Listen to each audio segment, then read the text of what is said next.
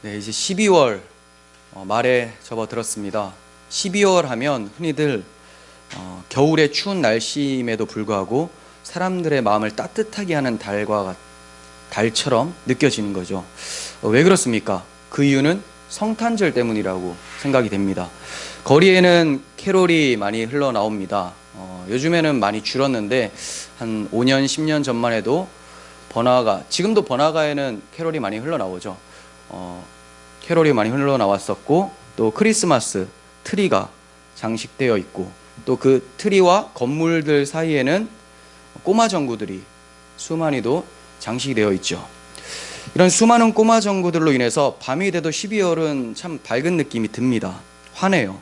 이처럼 수많은 불빛을 달아놓은 이유가 크리스마스가 생겨난 지중해 세계와 유럽에서 12월 25일이 한 해 중에 가장 어두운 시기이기 때문이라고 얘기를 합니다. 그런데 불빛이란 단순히 장식이라는 차원을 넘어서 이제 중요한 상징으로 우리한테 교훈을 주고 있다는 사실을 아셔야 돼요. 그냥 크리스마스 때 꼬마 전구 여기로 아름답다 이 정도로 그치는 것이 아니라 이것을 통해 우리가 교훈을 얻을 수 있어야 된다는 것이죠. 어두운 실내에서 무엇을 하려면 뭐부터 해야 됩니까? 불부터 켜야 되죠. 그렇지 않고는 아무것도 보이지가 않아요.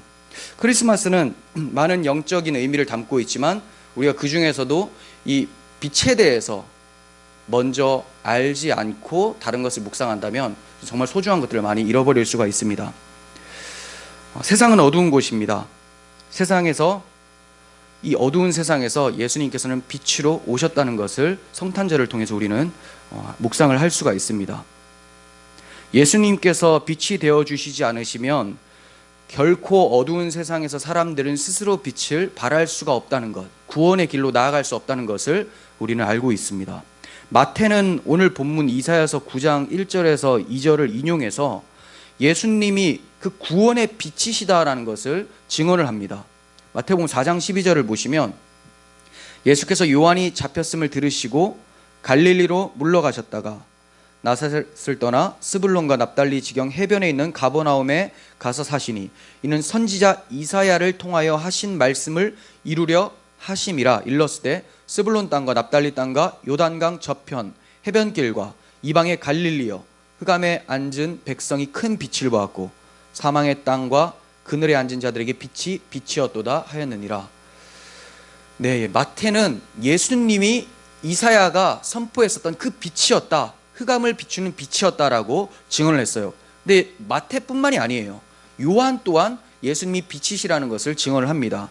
요한복음 1장 9절부터 보시면 참 빛, 곧 세상에 와서 각 사람에게 비추는 빛이 있었나니 그가 세상에 계셨으며 세상은 그로 말미암아 지은 바 되었으되 세상이 그를 알지 못하였고 라고 증언을 합니다. 예수님이 참 빛이라고 해요. 참 빛이라는 것은 가짜 빛도 있다는 거죠. 가짜 빛이 뭡니까? 태양빛, 달빛, 별빛 이런 것이라는 거예요. 왜 가짜 빛입니까? 진짜 빛이신 예수 그리스도를 나타내기 위해서 하나님께서 잠시 이 땅에 허락하신 거라는 거죠. 그러니까 우리는 그것들을 통해서 진짜 빛이신 그리스도께로 나아갈 수 있어야 되는데 그렇지 못한 경우가 참 많죠.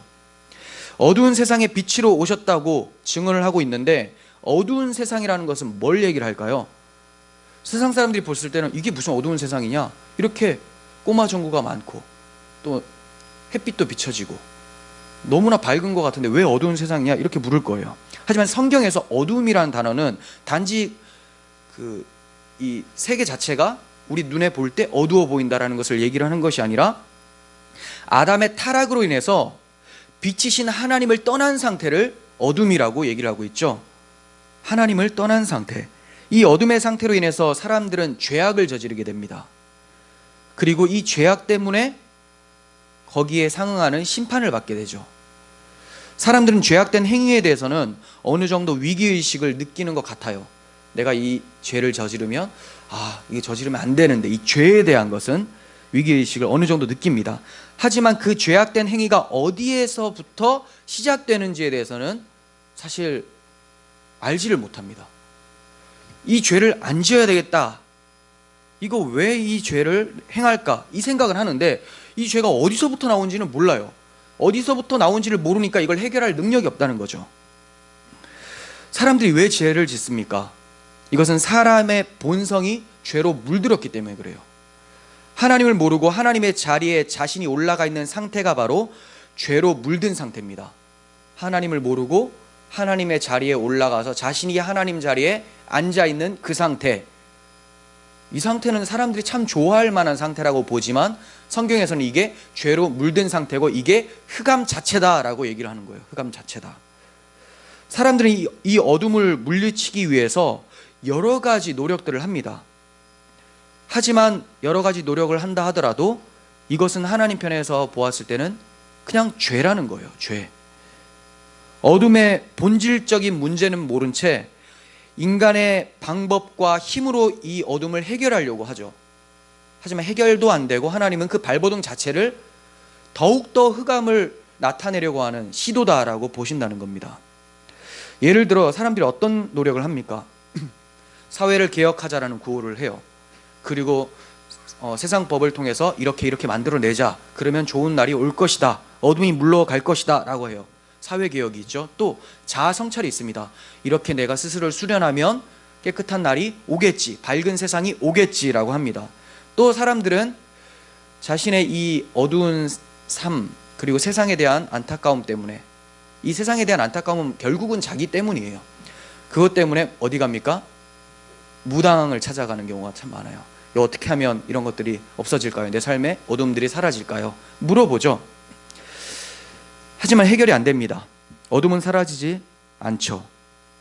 이것을 잘 설명해 주는 내용이 본문의 앞장인 8장 말미에 나오는데 제가 쉬운 성경으로 실었습니다. 이사야 8장 19절 보시면 사람들이 어둠을 몰아내기 위해서 별짓을 다 하는데 이것을 설명하고 있어요. 사람들이 너희에게 말하기를 소곤대고 중얼거리며 죽은 사람을 불러내 점을 치는 무당과 점쟁이들에게 물어보라고 한다. 그러나 마땅히 자기 하나님께 물어봐야 하지 않겠느냐? 어찌하여 산 사람이 죽은 것에게 묻겠느냐? 너희는 여호와의 가르침을 따르고 그가 주시는 증거의 말씀을 지켜야 한다. 만일 그들이 이 말씀대로 따르지 않는다면 동트는 것을 보지 못할 것이다. 그러니까 무당과 점쟁이들한테 아무리 물어봐도 결국 하나님의 심판만 나타나게 될 것이다, 이 얘기를 해요. 21절, 그런 사람은 괴로움과 굶주림 속에서 이 땅을 헤맬 것이다.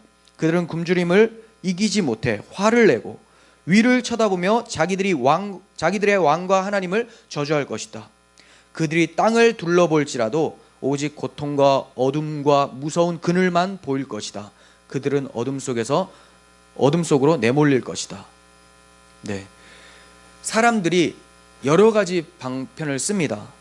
미신적인 신앙도 씁니다. 이 땅의 자원인 땅을 두루 살펴보기도 합니다. 하지만 그것은 흑암이고 고통스러울 뿐이라고 하나님께서 말씀하죠. 여기서 아무리 이 세상에서 무언가를 찾아낸다 하더라도 이 어둠을 몰아낼 수가 없다는 것을 말씀하고 계세요.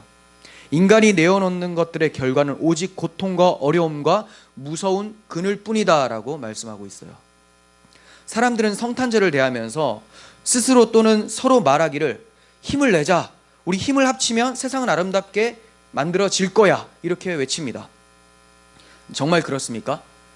정신승리라고 볼 수가 있죠. 사실 승리는 아니죠. 그때만 잠시 그랬다가 또 넘어집니다. 그러면 또 다시 크리스마스가 다가오면 자, 세상은 우리가 또 아름답게 할 수 있을 거야, 또다시 정신승리를 하자고 구호를 내겁니다.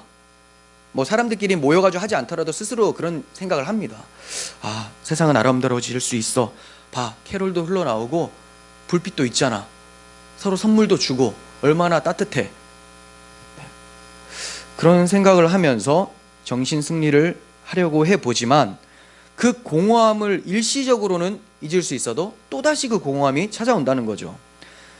하지만 성탄절은 정확히 반대 얘기를 하고 있어요.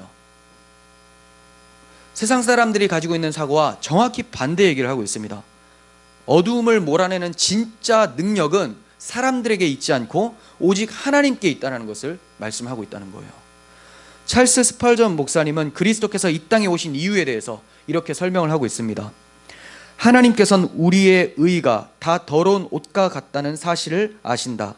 그러므로 주 예수 그리스도는 사람들에게서 선과 의를 찾아보려고 이 세상에 오신 것이 아니라 자신에게 있는 선과 의를 사람들에게 나누어 주시려고 오신 것이다. 주님은 우리가 의로워서가 아니라 우리를 의롭다 하시기 위해 오셨다. 이게 성탄절의 의미예요. 주님이 오신 의미라는 것이죠.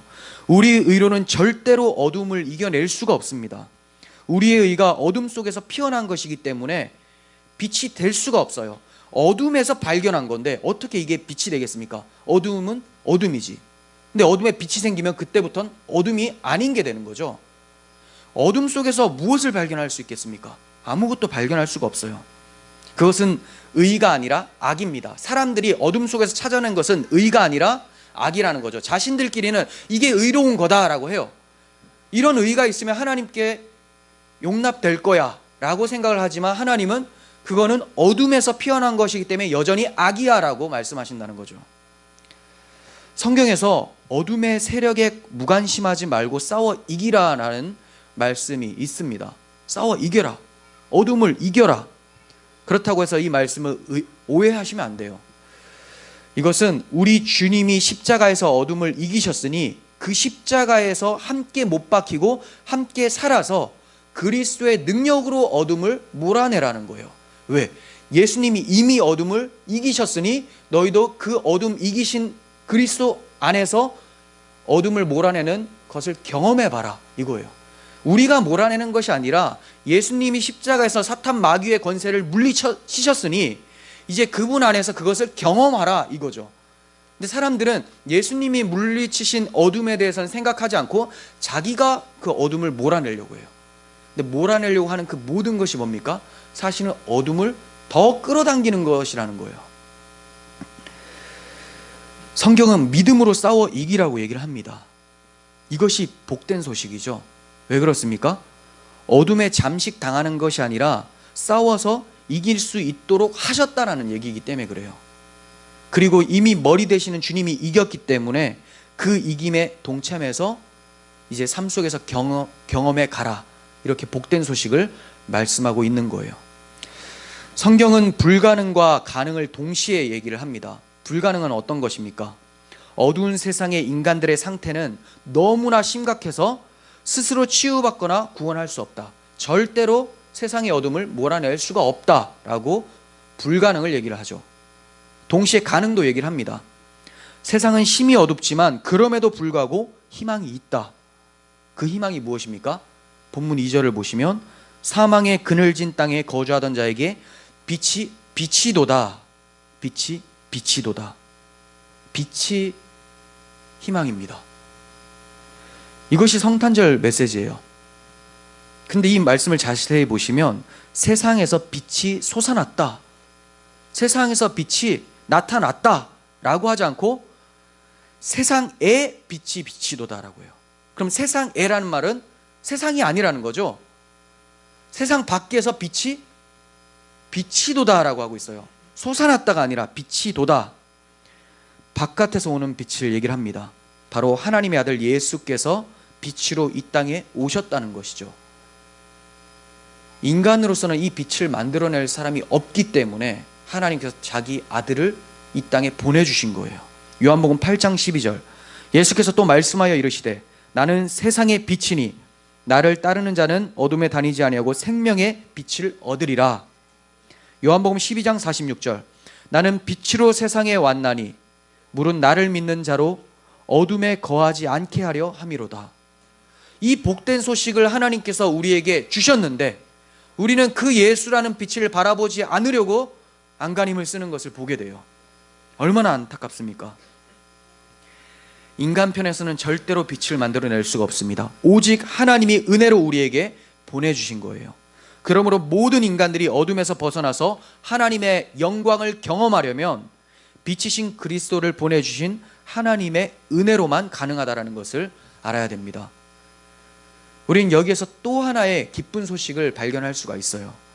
이 빛은 단순히 상상 속에 있는 빛이거나 느낌적으로만 다가오는 빛이 아니라는 겁니다.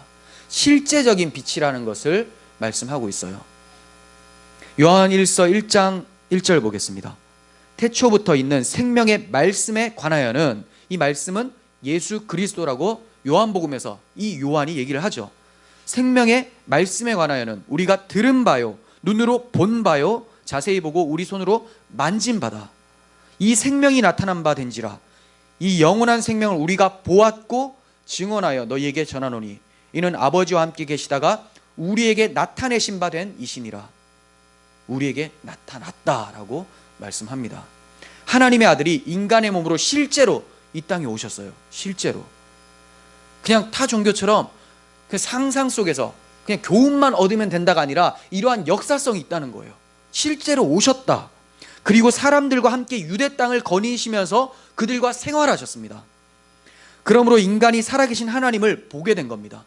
살아계신 하나님, 눈에 보이지 않고 만져지지 않았는데 우리가 포착할 수 없었는데 그 하나님이 우리에게 포착당하기 위해서 이 땅에 자기 아들로 오셨다는 것을 얘기를 하죠.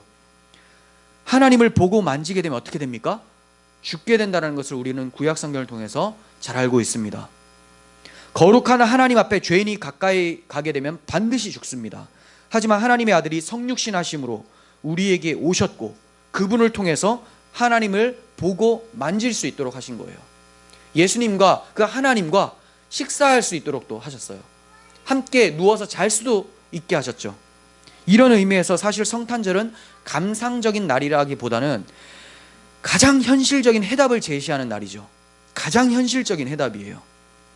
그냥 좋은 날이 올 거야 이런 정신 승리가 아니라는 거죠. 실제적 승리를 하나님께서 선포하신 겁니다. 너희는 이제 승리했다. 왜? 내가 내 아들을 어두운 가운데 빛으로 보냈기 때문에 그 아들을 쫓아 사는 사람들은 빛 가운데 행할 것이다 말씀하셨습니다. 이사야가 어두운 세상에 하나님의 빛이 비치도다라고 말할 때는 태양을 상징으로 사용을 한 거죠. 사람들은 태양빛을 생각을 합니다. 그 이유는 태양이 세 가지 유익을 가져다 주기 때문이라고 생각이 됩니다. 세 가지 유익. 첫 번째는 태양은 생명을 가져다 주죠. 또 두 번째는 보게 합니다. 세 번째는 아름다움을 줘요. 하나씩 살펴보겠습니다. 첫 번째, 태양은 우리에게 생명을 준다고 말씀을 드렸습니다.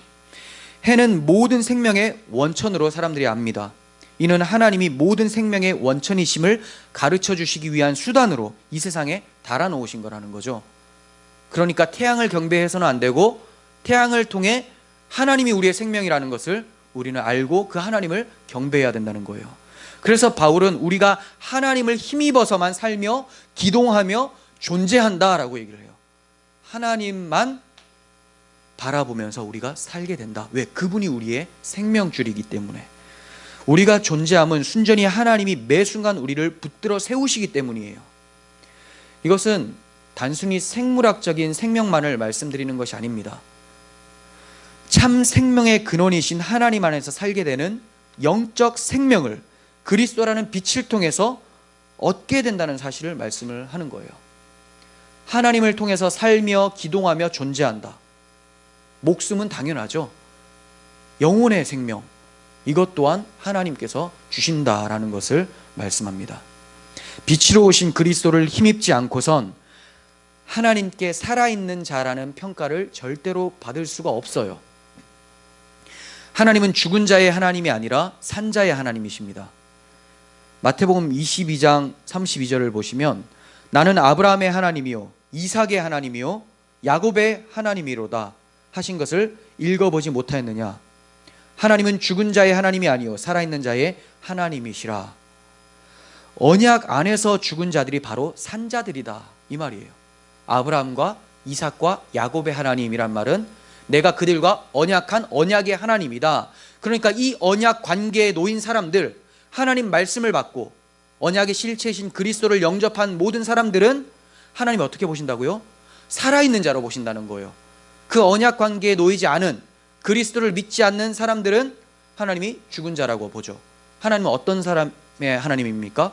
산 사람의 하나님, 예수 그리스도를 통하여 생명을 얻게 된 사람들의 하나님이시라는 것을 말씀하고 있는 겁니다.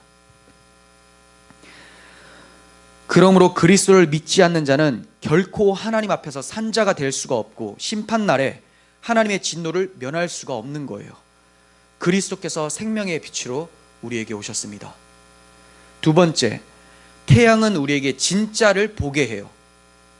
실체를 보게 만듭니다. 야간에 전조등을 끄고 운행을 한다면 거의 자살 행위에 가깝겠죠. 사고 날 확률이 매우 높습니다. 보이지가 않으니까. 빛이 없으면 운행이 불가능해져요. 무턱대고 그냥 갔다가 생명을 잃을 수가 있습니다. 이처럼 그리스도라고 하는 하나님의 빛이 우리에게 없으면 우리의 운행길은 지옥길이 될 것이 뻔해요. 우리는 그리스도라는 빛을 통해서만 하나님이 원하시는 사고를 할 수가 있고 우리의 상태를 확인할 수가 있는 거예요. 하나님께서 마련해 놓으신 구원의 길은 오직 하나의 등불로만 걸어갈 수 있도록 만들어 놓으셨어요. 하나님께서 허락해 놓으신 등불. 주의 말씀이 내 발의 등이요 내 길의 빛이니이다 하죠. 그 말씀이 바로 이 땅에 빛으로 오신 예수 그리스도를 말씀하는 거죠. 우리는 그리스도를 통하지 않고서는 하나님이 길을 닦아 놓아도 그 길로 걸어갈 수가 없습니다. 찾을 수가 없어요. 그러니까 사람들이 어디로 갑니까? 그리스도를 의지하지 않는 사람들은 다 저마다 자기가 만들어낸 길로 하나님께 가보자라고 해요. 길이 수천 수만 가지가 됩니다. 근데 우리끼리 다 갈 수 있다라고 하는 사람들이 뭡니까? 종교다원주의죠. 근데 어차피 하나님은 길을 하나만 만들어 놓으셨어요. 이 길 아니고서는 안 된다. 이 길로 가려면 빛을 통해서만 가야 된다. 여러분 어느 길로 가시겠습니까? 주님께서 마련해 놓으신 길로 가셔야 되겠죠. 그러려면 예수 그리스도를 영접하십시오. 그래야지 구원의 하나님께로 도달할 수가 있습니다. 세 번째, 태양은 아름답습니다. 빛은 찬란해서 기쁨을 줍니다. 이처럼 그리스도의 빛은 우리로 하여금 하나님의 아름다움을 발견하게 돼요. 세상에 하나님은 많은 아름다운 것들을 허락해 놓으셨어요. 그 아름다움이 무엇을 상징합니까? 그거 보고 감탄하고 저거 갖고 싶다 이렇게 하라고 주신 것이 아니라 이 아름다움을 통해서 하나님의 아름다움을 볼 수 있게 해주신 거라는 거죠. 그런데 이 아름다움도 사실 태양의 빛이 없으면 볼 수가 없어요. 더 안타까운 것은 태양빛이 비춰져도 이 아름다움이 하나님의 아름다움을 나타낸다는 것을 알 수 있는 방법이 없습니다. 그러면 어떤 빛이 비춰져야 되느냐? 태양빛보다 더 밝은 우리 영혼을 밝혀주실 예수 그리스도라는 빛이 있을 때에만 세상의 모든 만물들을 바라볼 때 하나님의 아름다움을 발견할 수가 있게 되는 거예요. 아름다움의 실체이신 하나님만 바라보면서 살 수 있도록 하나님께서 우리에게 빛 대신 예수 그리스도를 보내주셨습니다. 하나님은 이 구원의 빛을 우리에게 선물로 주세요. 선물로. 그것은 새 생명과 복의 함과 아름다움을 두루 갖추고 우리에게 찾아왔습니다. 그것을 받으려면 그것이 과분한 은혜임을 인정하는 길밖에 없어요. 이건 내가 받을 수 있는 자격이 전혀 없다. 그냥 하나님이 너무 과분하게 나에게 은혜를 쏟아주셨기 때문에 나에게 찾아온 것이구나. 이렇게 고백하셔야 된다는 거예요. 크리스마스 하면 뭐가 떠오릅니까? 아이들은 선물이 떠오를 거예요. 그런데 선물이라고 해서 무조건 기쁘게 받을 수 있는 건 아니죠. 어떤 선물이냐가 중요해요. 어떤 선물은 참 받기 거북한 선물들이 있습니다. 선물의 성격상 우리 자존심을 구겨야지만 받을 수 있는 선물들이 있어요. 친구한테 받은 선물을 뜯어봤는데 다이어트 성공하는 법 딱 오는 거예요. 기분 어떻습니까? 별로 안 좋아요. 이거 받으면 어떻게 돼요? 일단 내가 뚱뚱하다는 걸 인정을 해야 되는 겁니다. 그리고 딱 뜯어봤는데 회개하라. 내가 회개해야 될 존재라고 이 친구가 날 정죄하는 건가? 그러니까 목사가 책 선물도 제대로 못 하겠어요. 혹시 오해할까 봐. 다 봐야 되는 건데. 자, 이런 식으로 선물이 딱 옵니다. 그러면 뜯어봤을 때 그 느낌이 어떻습니까? 내가 뚱뚱함을 인정해야 되고 내가 죄인임을 인정해야 되구나. 불편합니다. 그 불편함을 안고서 받는 것, 이것이 바로 크리스마스 선물의 본질이라는 겁니다. 크리스마스의 선물 아무리 많이 해봤자 그걸로 기쁨이 넘쳐납니까? 며칠 지나면 까먹죠. 그 기쁨 없어져요. 근데 하나님은 영원히 쇠하지 않는 넘치도록 충만한 기쁨을 우리에게 선물로 주셨어요. 그분이 누구냐? 예수 그리스도라고 하는 하나님의 빛이십니다. 근데 이 빛은 자신이 어둠이라고 인정을 할 때, 나 스스로는 이 어두운 세상을 절대로 나아갈 수 없다는 것을 인정을 할 때만 받을 수가 있어요. 자존심 구겨지죠. 자존심 구기고 받으라는 거예요. 사실 우리가 자존심을 세울 게 없어요. 자기 존재감이 없는데, 원래 성경에서 인간을 흙으로 만들었다고 했어요. 흙이라는 것은 존재감 없음이란 뜻입니다. 근데 여기서 무슨 존재감을 세워서 하나님, 나 그래도 내 존재감을 인정해야 되는 거 아닙니까? 라고 합니까? 하나님은 원래 존재감 없는 네가 존재감 있다고 착각하고 있었으니까 이제 존재감 없다라는 것을 알고 그냥 내가 주는 이 존재이신 그리스도를 받아라, 이거예요. 그런데 필요 없어요. 나는 나 스스로 존재임을 입증하겠습니다. 참 하나님의 놀라운 계획은 탁월합니다. 존재 없는 우리를 존재 없다고 인정을 하고 존재이신 예수 그리스도를 보내실 때 그분을 받아들이면 그때부터 네가 존재한다. 그래서 아까 말씀드렸죠. 이런 사람들은 살아있는 자다라고 말씀하시는 거예요. 살아있는 자. 하나님께서는 어두운 세상에 그리스도를 빛으로 보내주셨어요. 하지만 이 빛을 통해 하나님께 나아가는 자는 극히 드물다고 말씀하십니다. 오히려 이 빛이 비춰질 때 고개를 돌리고 그 빛을 저주하는 사람들이 많을 것을 말씀해 주셨어요. 요한복음 1장 9절 보십시오. 참 빛, 곧 세상에 와서 각 사람에게 비추는 빛이 있었나니 그가 세상에 계셨으며 세상은 그로 말미암아 지은 바 되었으되 세상이 그를 알지 못하였고 자기 땅에 오매 자기 백성이 영접하지 아니하였으나. 고개를 돌립니다. 빛이 왔는데 기분이 나빠요. 왜 그렇습니까? 자신의 더러움이 드러나니까. 그래서 빛으로 나오기를 싫어합니다. 그래서 발생된 게 뭡니까? 그리스도의 십자가라는 거예요. 예수가 마음에 안 드는 거죠. 하나님께서 너희의 더러움을 이제 봐라, 그리고 이것을 보고 인정하라 라고 했는데 그 보내신 예수님을 십자가에서 죽입니다. 이 예수님은 누구에게 빛이 되느냐? 자신이 어둠이라는 것을 고백을 하고 자신이 더러움에 속했다는 것을 인정을 하고 겸손히 이 빛을 사모하는 자들에게만 빛이 되어준다는 거예요.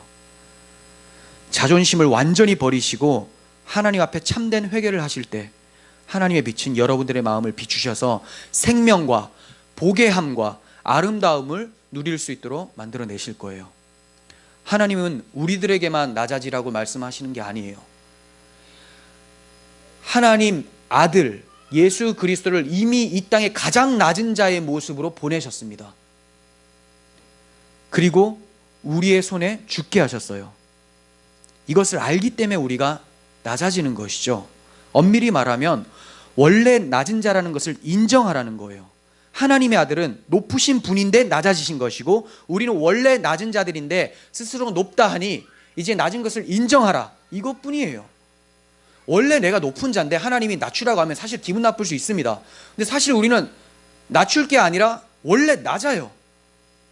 원래 낮는데 끊임없이 나는 높은 자야 라고 스스로 기만을 하고 있는 거죠. 속이고 있는 거예요. 스스로를 높이지 마시고 하나님의 높여주심을 기대하시길 바랍니다. 그것이 진짜 높아짐이고 그리스도와 함께 높아질 때 하나님 우편에 앉을 수가 있습니다. 이것이 성탄절이 우리에게 주는 의미입니다. 아직까지 하나님이 보내신 빛에 대해서 확신이 없으십니까?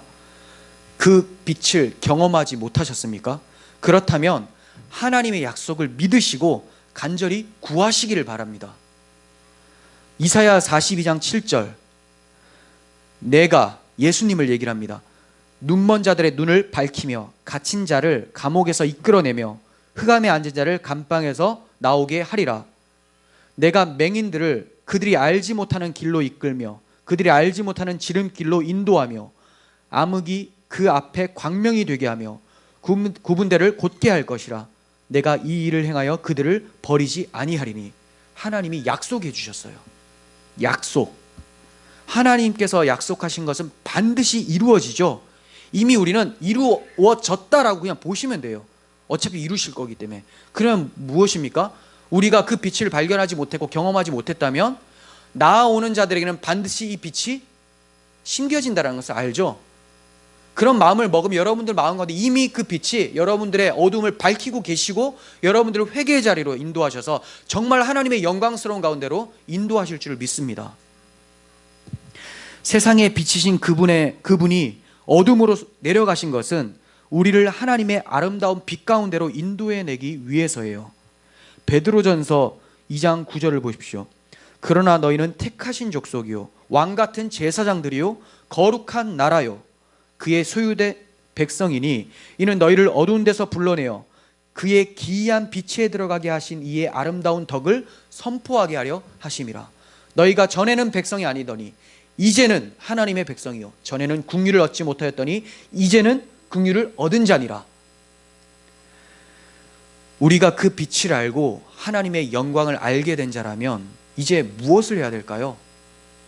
우리를 기이한 빛 가운데 불러주신 그분의 아름다운 덕을 선포해야 되겠죠.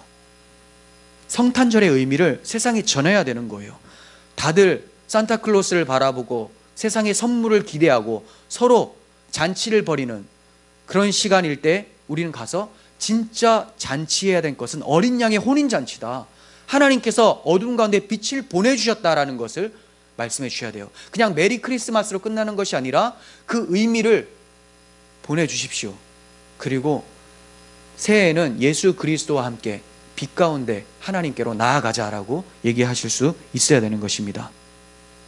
마지막으로 이 성탄의 복을 경험한 사람들이 성경에서 어떻게 찬양하게 되는지를 봉독하면서 마치겠습니다. 시편 107편 2절부터입니다.